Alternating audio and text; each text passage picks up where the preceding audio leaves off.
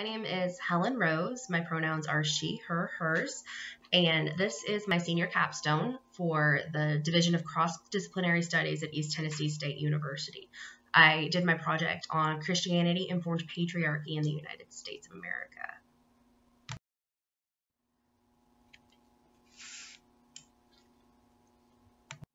So just a little bit about me and why I chose this project. I'm a senior at East Tennessee State University. My major is general studies and my minor is social work. I'm a Unitarian Universalist religious educator, and I am getting ready to start seminary at Starr King School for the Ministry next semester. I've always been fascinated with religion, sociology, and spirituality. And I live in Florida now, but I grew up in East Tennessee, which is definitely in the Bible Belt, where Christianity isn't only the default, it's the expectation. I chose this project because the more I learn about America's early days, I see parallels between past and present.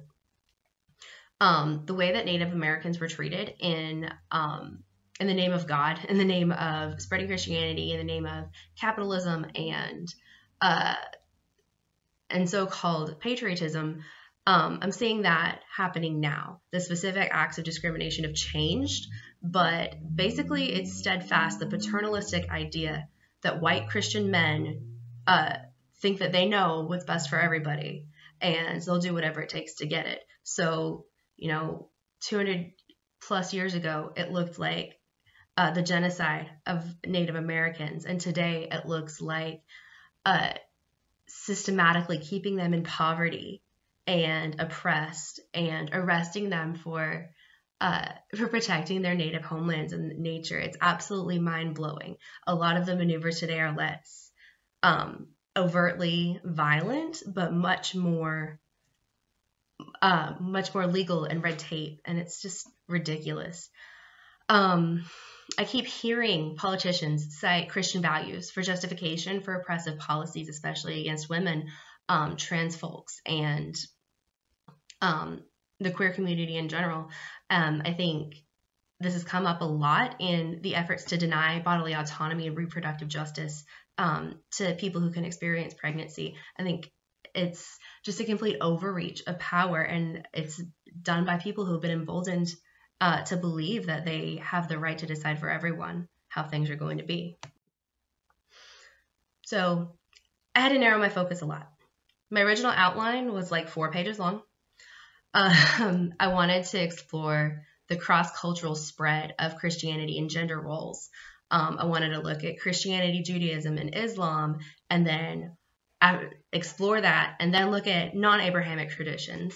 I wanted to trace the disconnect between like Jesus saying, love one another as I have loved you, and then like grab them by the pussy, and mega church pastors with private jets. There just seems to be a disconnect there. I don't know what that's all about. However, this paper is supposed to be 20 pages long max. I would need a PhD in sociology and religious studies to do this topic justice. So I narrowed my focus as much as I could, and I'm entering this project with the expectation that I can't do it as well as I can't do it as well as it deserves to be done right now. Now, give me 3 years in seminary and we'll see what we can do. I'm looking forward to exploring this a lot more, and it's been a really great and eye-opening start just to do this project. I'll also mention that the views expressed here are my own. They are my own opinions. They are based in research, and I'm happy to provide sources as requested. However, my opinions expressed here are not representative of any organizations that I'm affiliated with, including my employer and my schools. So that said, let's get started. In the beginning, there were goddesses and serpents and trees. Oh my. So imagery used in the Genesis story about the Garden of Eden, super similar to other ancient stories. The tree of life was a really common symbol, as well as the serpent. Now, but before Eve, the difference is that all the women in these stories were goddesses. They were revered. They had huge functions in the spiritual traditions. But Eve is the first of these many stories. She's the first woman who's portrayed negatively. And the narrative that creates, it says women are responsible for the sin of humankind. And the message that sends is women are not to be trusted.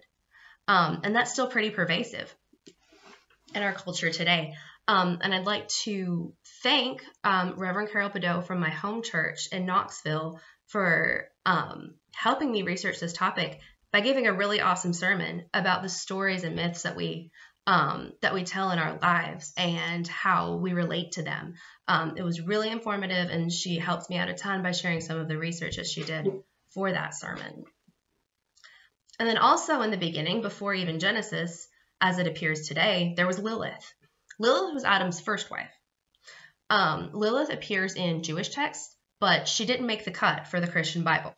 Now, Lilith was made from the same dust of the earth as Adam was, but it didn't work out for them because she refused to be sexually or socially submissive to him. So Lilith was cast out of Eden.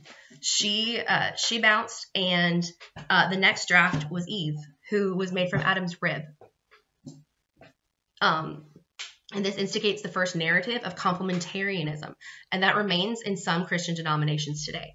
Now, complementarianism is the idea that men and women complement each other through separate roles. So in this system, men are supposed to be the leaders of the family in the church, and women are supposed to be submissive and do domestic labor, raise children, and keep their mouth shut, basically.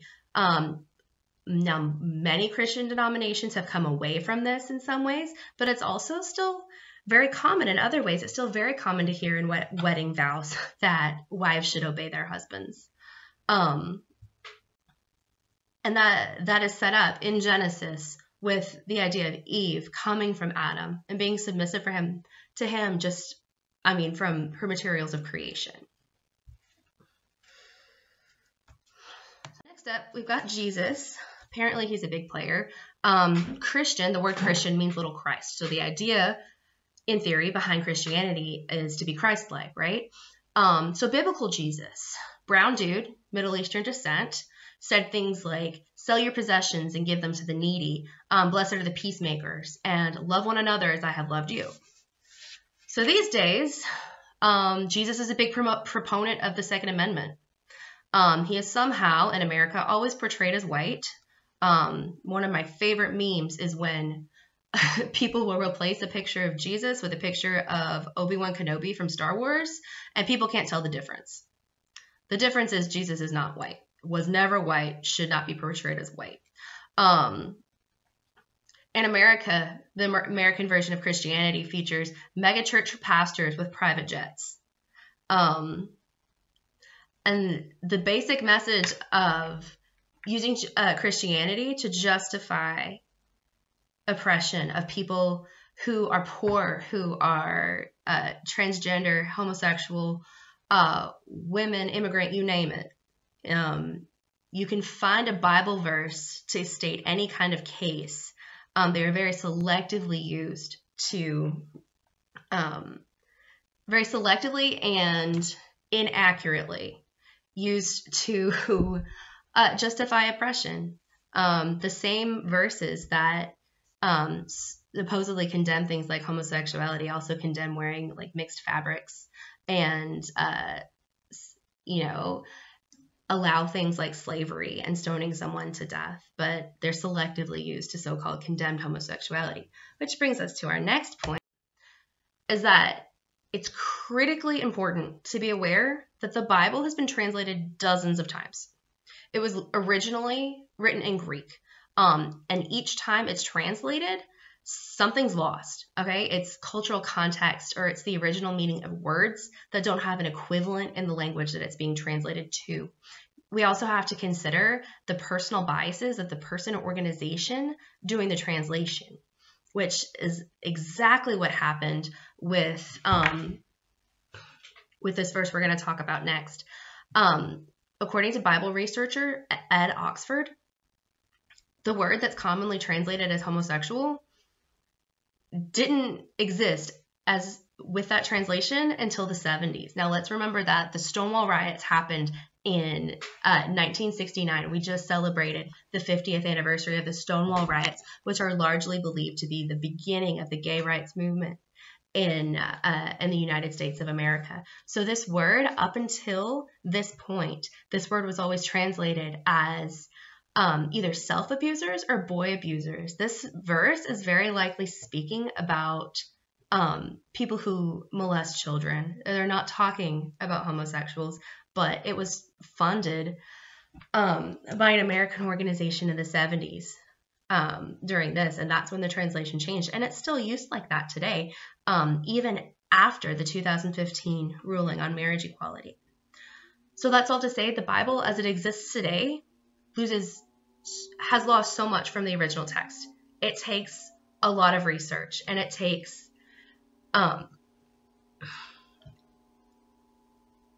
a lot of research. It takes a lot of looking into cultural considerations and what has been lost, and looking at multiple versions of it to get the full message. And it loses even more when it's taken literally. It is socially and theologically irresponsible to take the Bible literally after it has been translated so many times. It causes literal harm, as we can see in the continued oppression of queer people.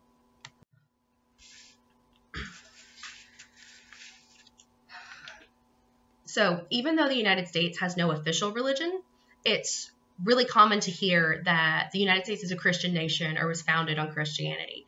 That's not entirely accurate, but I only have 20 pages, and I can't get into all of that this time. But it is undeniable that Christianity is part of the dominant culture, much like white culture is the dominant culture in America, right?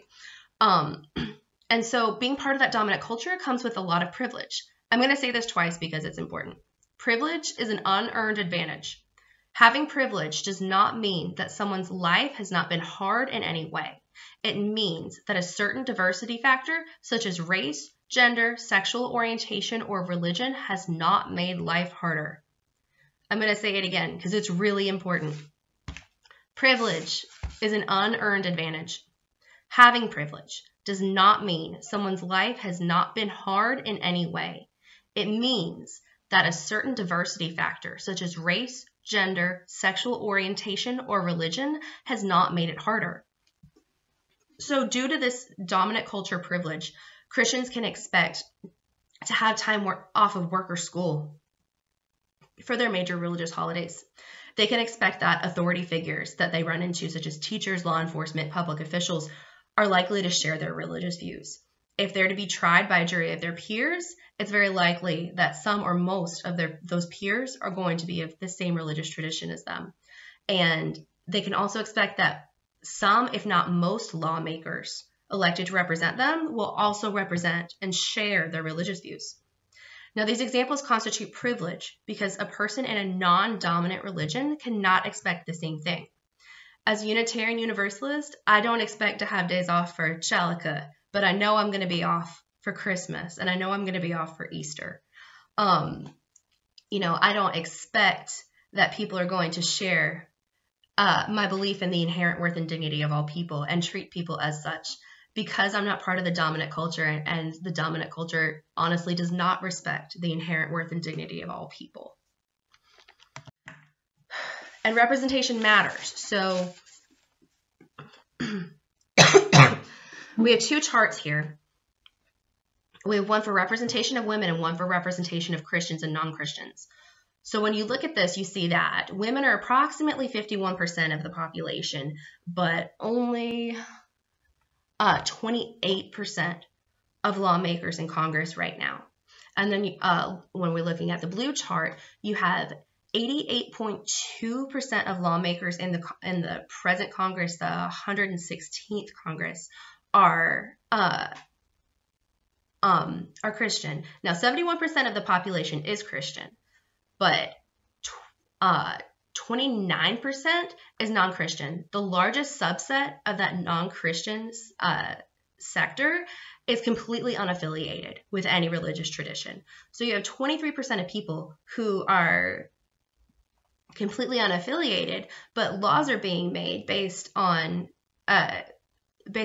Christian values by Christian lawmakers. So not only are the lawmakers disproportionately male, they're also disproportionately males who are likely to have religious views that encourage the ongoing oppression of their queer and female constituents based on their religious views. And they're, just by existing the way that they are, they're upholding the status quo that's inequitable.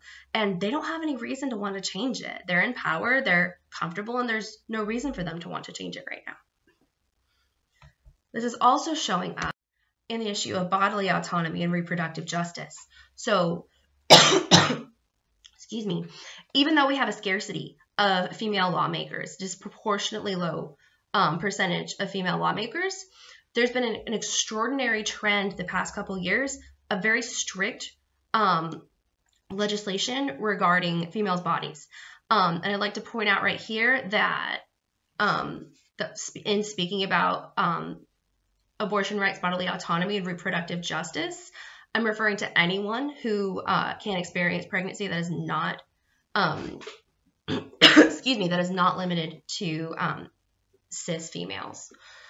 So we have laws coming out that undermine Roe v. Wade, which gives the constitutional right to abortion, right? They're heartbeat bills. So that means that as early as like 5 or 6 weeks before most women know that they're pregnant, abortion is banned. And in some cases, it becomes a crime that is punished as severely as murder. So these bills often allow for women to be imprisoned and even put to death for having an abortion. And probably the most concerning out of all these bills, they're all terrible. The worst one is one in Ohio right now, which would require doctors to reimplant fetal growth in the uterus of a person experiencing an ectopic pregnancy. An ectopic pregnancy is when the pregnancy is outside of the uterus. It is not viable, and it is a matter of life or death. So when those cells are removed from wherever in the reproductive system, it's implanted, often in the fallopian tubes. It wasn't viable to begin with. It's definitely not viable after it's been disconnected from there. And but this bill requires the doctors reimplant it. Here's the kicker. That procedure doesn't exist. It's not medically possible, and it doesn't exist. There are doctors all up in arms because all doctors who take care of women are going to be in jail, could potentially be in jail over this bill, because this bill is asking doctors to perform a procedure that doesn't exist. Can we stop for a second and imagine the arrogance it takes to be so emboldened and believe that you are so untouchable that you try to pass a law that requires someone to perform a procedure that doesn't exist? Blows my mind. So these laws claim to be protecting the sanctity of life, but more often they protect the sanctity of life up until that fetus is born and becomes a human, and then it needs things like medical care or food stamps or any sort of social welfare, up until that fetus is a woman who needs an abortion. Ultimately, they're about men seeking control over women and flaunting their unearned power and privilege. The paternalistic desire to control over women, as well as the unearned societal power, is bolstered by deeply ingrained societal messages about gender roles and the value of autonomy and of women, which largely go back to the concept of complementarianism. It goes back to Eve. It goes back to, well, you doomed us. Well, you came from us. We're going to control you because you can't be trusted. Are you mad yet? I'm mad. So what's the alternative? Feminism. Feminism is not, I repeat, not the favor of women over men. Feminism is the radical notion that all people are equal regardless of any diversity factor. Feminism says we all deserve to be treated equally and have equal opportunity, and not only equal opportunity, but equitable opportunity, and there is a difference. Feminist frameworks would see all people empowered to live to their highest good for the benefit of the individual, and when you benefit that individual, you're also benefiting the larger society when those presently oppressed have the opportunity to freely share their unique gifts and abilities, which are currently stifled by oppression. My favorite way to look at this is that it's been said that the patriarchy fears feminism because the patriarchy and the people who benefit from it fear being treated the way that they have treated women. They know it's wrong, but they're comfortable and they're in power and they don't see any reason that they shouldn't be or any reason for that to change. In conclusion, this was a lot more complicated and complex than I expected. I came into this thinking like it was going to be really straightforward, and I keep finding new layers and new things that I need to research and learn more about. So from a historical and sociological standpoint, the phenomenon of Christianity, it's fascinating. But when you really think about it, it's really hard to ignore the fact that it disempowers and manipulates followers. I personally believe that Christianity first created the problem of inherent sinfulness so they could sell the miracle cure of salvation from inherent sinfulness. It did this by preying on humankind's natural desires to belong and be affirmed, as well as playing into common, deep-seated fears regarding our own worthiness, goodness, and ability to be loved. Jesus of Nazareth did have some good teachings, but I think Christianity as a whole is a pretty cheap version of true spirituality, which should be rooted in love. And that's love for the self, love for the beloved community, and love of and for the divine if one chooses to believe in such. But Christianity is rooted in shame and looking for redemption from crimes that we haven't committed. If nobody's ever told you, you're not inherently sinful. None of us are. None of us are inherently bad or inherently in need of redemption. We all have stuff to work on. It's called being human, but it doesn't constitute sin. It doesn't constitute believing that we are less than, because we're not. This project was eye-opening and frustrating. It showed me a lot of things that drive me crazy about the systems that I live in that I'm not really going to be able to do anything about. And I'm not presently prepared to do anything about. But that said, I'm really looking forward to looking more into this as I begin my seminary studies in January. And I hope that one day I'll have some solutions, or at least be part of some solutions. So that's it. Thank you for watching. This has gotten really long. I value your questions or feedback. You're more than welcome to email me at my ETSU email address with any questions. And thank you for watching.